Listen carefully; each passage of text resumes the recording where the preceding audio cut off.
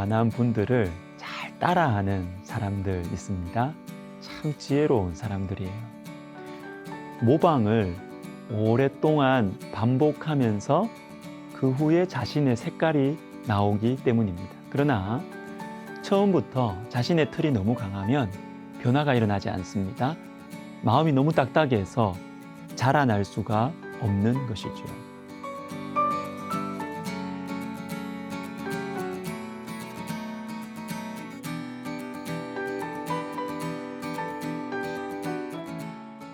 오늘 본문 13절에는 또 그들이 나오는데 예수님의 권위를 멸시하는 사람들입니다. 이들의 마음은 너무 딱딱해서 또 예수님의 말씀을 책잡으려고 합니다. 13절에 그들이 예수의 말씀을 책잡으려 하여. 자, 여기는 예루살렘, 그리고 이제 잠깐 후면 예수님께서 십자가에 달리십니다. 시간이 얼마 남지 않았어요. 그래도 예수님께서 또 말씀해 주십니다. 쉽고도 도전적인 이야기를 통해서 이것이 예수님의 사랑입니다. 우리가 거부하고 싫어해도 또 말씀해 주시는 사랑. 예수님의 말씀이 들릴 때가 기회의 시간입니다. 더 이상 말씀이 들리지 않을 때 심판의 때가 올 것입니다. 그러나 그들은 또 기회를 차버립니다. 예수님의 말씀에 자신의 중심을 돌아보고 정직하게 내어드리지 않고 예수님의 말씀을 책잡으려고 합니다. 잠언의 두 말씀을 읽어드리겠습니다. 잠언 1장 7절에 여호와를 경외하는 것이 지식의 근본이거늘 미련한 자는 지혜와 훈계를 멸시하느니라. 5장 23절에 그는 훈계를 받지 아니함으로 말미암아 죽겠고 심히 미련함으로 말미암아 혼미하게 되느니라. 훈계를 멸시하는 것이 미련함이에요. 훈계를 받지 않으면 죽습니다.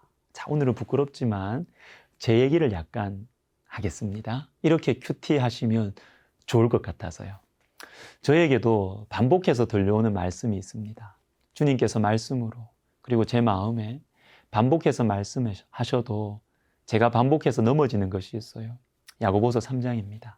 내 형제들아 너희는 선생된 우리가 더 큰 심판을 받을 줄 알고 선생이 많이 되지 말라. 저는 목회자이기 때문에 말을 많이 합니다. 설교와 강의를 많이 할 뿐만 아니라 많은 만남들 속에서도 말을 많이 해요. 그래서 말 실수를 많이 합니다. 상대방이 느끼지 못하는 실수도 많습니다. 돌아서서 저는 괴로워합니다. 지난 주일에는 밤에 집에 돌아와서 이런 생각을 했습니다. 개그맨들이 평소에는 별로 웃기지도 않고 말이 없는 이유를 알겠다. 저는 집에서 가족들에게 아빠의 권위 이런 거 별로 안 내세우고 좀 장난도 많이 치고 좀 바보스러운 그런 아빠와 남편이에요. 그런데 참 밖에서 이렇게 말을 많이 해서 마음이 피곤할 때는 집에 들어오면 말하고 싶지 않아요. 마음이 괴로워서. 말씀을 전하고 말씀으로 권면하는 것은 주님께서 저에게 맡겨주신 사명입니다. 온전하지는 못해도 내 안에 계신 주의 성령을 의지해서 조금씩 순종해 보겠습니다. 자, 한 가지 더 보겠습니다. 저에게는 14절 말씀이 안타깝게 다가왔습니다. 예수님을 멸시하고 죽이려는 그 사람들의 말인데요. 선생님이여 우리가 아노니 당신은 참되시고 아무도 꺼리는 일이 없으시니 이는 사람을 외모로 보지 않고 오직 진리로서 하나님의 도를 가르치심이니이다. 사람을 외모로 보지 않고 여기까지 보면 자연스럽게 생각나는 말씀이 있잖아요. 사무엘상 16장 7절입니다. 사람은 외모를 보거니와 나 여호와는 중심을 보느니라. 자, 이 말씀이 이들에게 떠올랐으면 얼마나 좋았을까 이런 생각이 저는 들었어요. 하나님께서 외모를 보지 않고 중심을 보신다는 이 진리가 떠올랐으면 이들은 좀 달라질 수 있었을 것입니다. 왜냐하면 이 사람들의 가장 큰 문제는 정직하지 못한 것이기 때문입니다. 율법의 지식으로 자기의 중심을 감추었습니다. 사람들의 반응을 무서워합니다. 정치적인 명분으로 내 중심을 감추고 구원에서 멀어지고 있기 때문입니다. 요한복음 3장에 나오는 니고데모도 겉으로 보면 이들과 같은 부류입니다. 그런데 바리새인 중에 니고데모라 하는 사람이 있으니 유대인의 지도자라. 율법의 사람들인 바리새인이었어요. 최상의 권력을 가진 지도자였어요. 그런데 니고데모는 자신의 중심을 정직하게 내어 놓았습니다. 그가 밤에 예수께 와서 이르되 라삐여 우리가 당신은 하나님께로부터 오신 선생인 줄 아나이다. 하나님이 함께 하시지 아니하시면 당신이 행하시는 이 표적을 아무도 할 수 없음이니이다. 여러분, 이 차이입니다. 이 차이. 니고데모가 처음부터 예수님을 잘 믿었거나 예수님을 변호해 주거나 그러지 않았어요. 그러나 정직했습니다. 나의 의심과 나의 궁금함을 예수님께 가져갔습니다. 흔들리는 내 마음을 정직하게 내어놓았습니다. 인격을 가진 존재들 사이의 이 관계는요, 정직함과 진실함에서 깊어지는 것이죠. 정직하지 못한 것은 상대방을 믿지 못하기 때문입니다. 믿지 못하면 그 관계는 더 깊어질 수가 없습니다. 주님과의 관계도 마찬가지죠.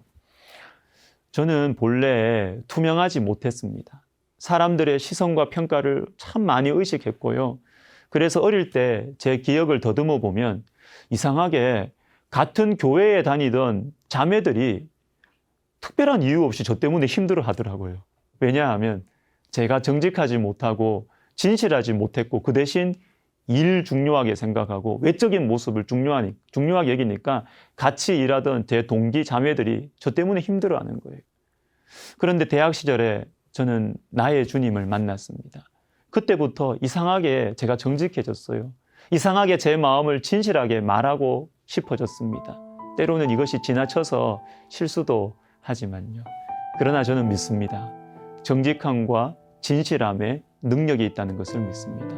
주님 앞에 정직할 때 성령의 역사가 나타난다는 것을 믿습니다. 기도하겠습니다. 하나님 아버지, 주님 앞에 정직하고 싶습니다. 그리고 주님을 믿고 사람들 앞에 정직하고 진실하고 싶습니다. 하나님, 우리의 마음에 믿음을 주시고 우리의 마음에 담대함을 주셔서 성령의 역사가 나타나는 그러한 귀한 인생 살게 하여 주옵소서. 예수님의 이름으로 기도하옵나이다. 아멘.